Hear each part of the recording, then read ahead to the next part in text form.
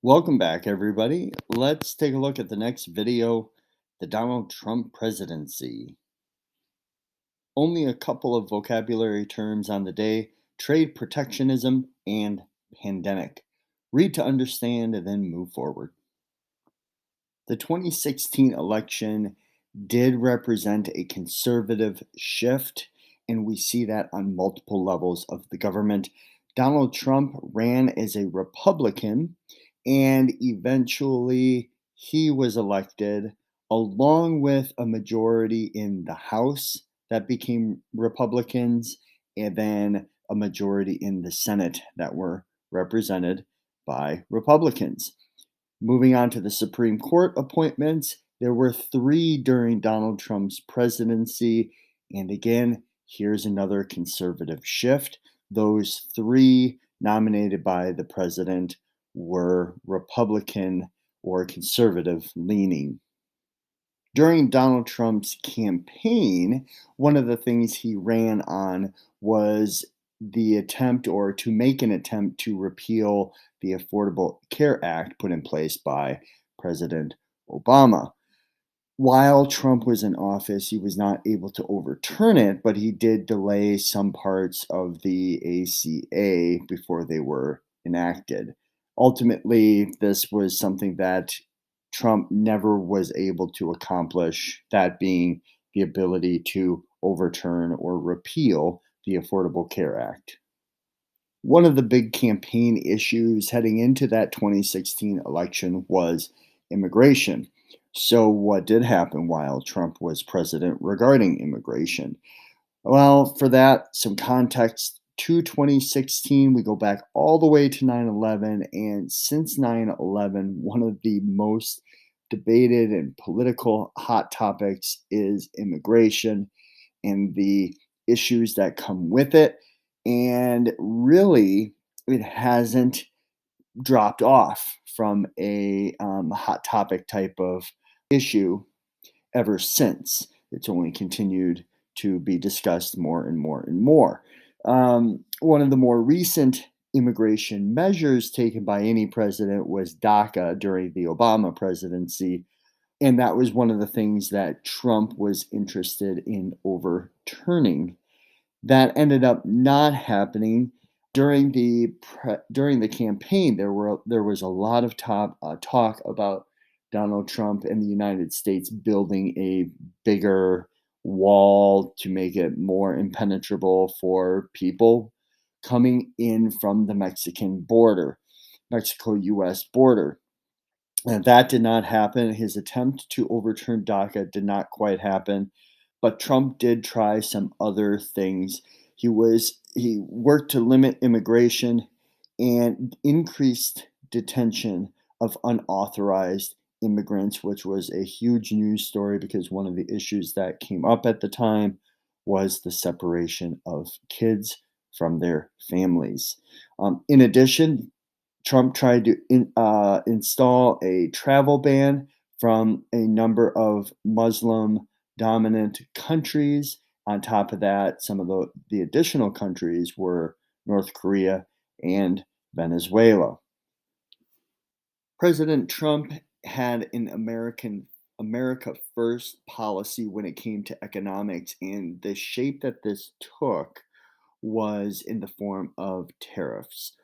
So Donald Trump wanted to make favorable business for particular industries in the United States. Two of those industries were steel and aluminum. And how did he go about doing that? I already mentioned that that he used tariffs. So more specifically, what he did was he put tariffs from other countries, in this case, China. He put tariffs on steel and aluminum imported from China, bought by US companies. What this does is it dissuades American companies from buying aluminum, from buying steel manufactured in China, and makes it more appealing to buy US steel and US aluminum manufactured in the United States. This is trade protectionism, or it's protecting American companies. The hard part about this is these are not free trade policies. These are because they involve tariffs, so they go against the principles of free trade. That's the first thing to make note of. The real problem actually becomes with the country that you put the tariff on, in this case, China. China has the same opportunity to try and to put a tariff on your goods that their country imports. And that's exactly what China did in response. They went ahead and put tariffs on particular goods that their country imported into China. A couple of different overseas issues that Donald Trump had to address. There was and is a big civil war happening in Syria, lots of emigration from that nation.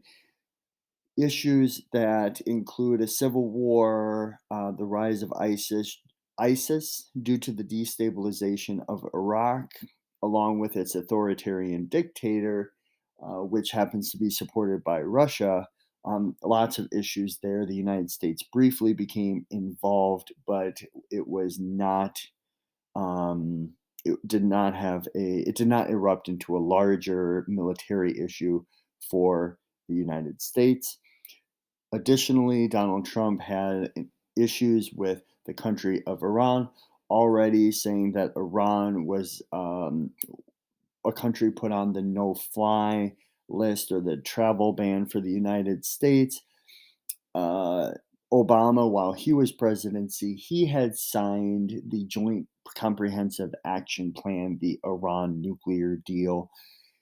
Donald Trump was not in favor of this. And after Donald Trump came into office, the Joint Comprehensive Action Plan was something that he removed the United States from. That's not the only thing that Trump and the United States withdrew from after he became president, undoing something that President Obama did, in this case, the environment uh, and the participation of the United States in the Paris Climate Agreement. That is something the United States also withdrew from after Trump came into office.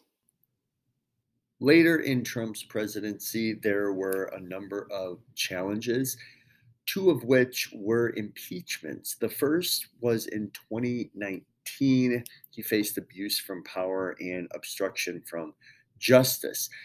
This was largely based around a conversation between the Ukrainian president and Trump, and the assessment of that conversation and trying to hurt Biden's campaign. Ultimately, he's acquitted by Senate. One of the challenges regarding that first impeachment was there was a lack of substantial and undeniable evidence. More of it was interpretive, and that did not bode well for the impeachment trial to kick Trump out of office. The second impeachment was in 2021 because of the events of January 6th, 2021. There were a number of people after a rally by Donald Trump that made their way to the White House, and sure enough, an insurrection occurred. So he faced an impeachment around the idea of incitement of insurrection. So, a couple of interesting notes on this. Ultimately, he is acquitted again, but there were 10 Republican votes for impeachment. This is the most ever by a president's party when they are up for impeachment. And it's the first time all the caucus voted for, the majority of the caucus voted for impeachment. The rally that led up to the insurrection was a rally that was based around Trump's loss in the election, where Trump started to plant the idea of voter fraud in the election. And that gained a lot of steam. And it happened to be the insurrection occurred on the same day that what is normally a formal meeting that occurs where Congress is simply counting electoral votes, and it just formalizes the events of the election. Really, that's it. It's not anything normally paid that much attention to. And yet, this is the day of the insurrection, which is highly problematic because there's a change of power happening at the highest level when people storm the White House. Very much an insurrection. The coronavirus pandemic, this is not the first pandemic, even of this magnitude, um, but it had been a while, approximately 100 years earlier, the Spanish flu pandemic of 1918 that began with people in the US but spread across the world. It happened near the end of World War I, and troops took it with them then overseas, and that spread, killing millions across the globe. Coronavirus and COVID-19, that started in China and it went global within months. And that's part of having a globally interconnected world, is that things become globalized really quickly. And this was no exception. US problems or problems inside the United States included hospital space. So many people needed hospital beds and they weren't available. Same thing with respirators. And then the lack of knowledge. We really see how our lack of understanding of what the world was dealing with was problematic. Eventually, the United States shut down the nation for a little while. This easily hurt the economy and presented bigger economic. This hurt the economy, but the goal was that you have a short term economic loss and you save the long-term economic potential problems of COVID-19 sticking around longer than you hope. The shutdown didn't work because there was a lot of people who were still going out and the virus was able to continue to spread. Yes, that would have been a very, probably a long shot, long shot, long shot. The economic challenges that came about really were bigger than those of 9/11 and the 2008 Great Recession. These were unprecedented economic times, and there was lots of uncertainty as far as what would happen economically speaking. Um, at the time, the government passes one huge one immediately during the shutdown, but passed multiple big stimulus packages. Um, and both Republicans and Democrats, specifically for the first one, were on board. Those most impacted were the elderly.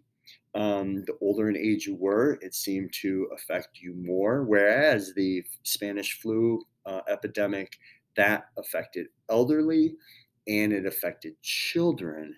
Uh, COVID-19, not so much. More so those with current health conditions such as asthma.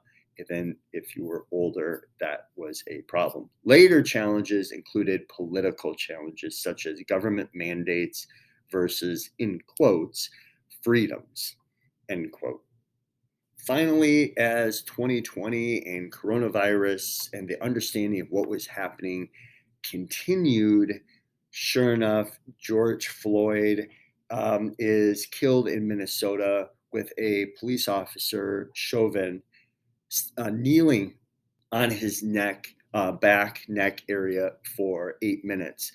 Floyd ends up dying in the hands of police, and the police officer, Chauvin, is eventually charged. And then he is also convicted and sentenced to 22 and a half years. That is a little bit further down the road, the trial and the sentencing. But George Floyd and what happened with Breonna Taylor uh, leading up to George Floyd, these incidences kick off another wave of protests regarding police brutality, regarding Black people and what they endure, what they are faced with inside the United States, despite the fact that there are some big health risks and challenges that COVID-19 was presenting during this time. One of the goals of these protests is not only to bring to light the problems, but also to encourage justice to be had. And on some level, there was justice with Chauvin being charged and then convicted. The 22 and a half years, that is something where, there's debate about whether that was enough or too much. But nevertheless, there was a conviction, which is not always the case when it comes to police and holding them accountable for their actions. That's it for today. We will see you next time.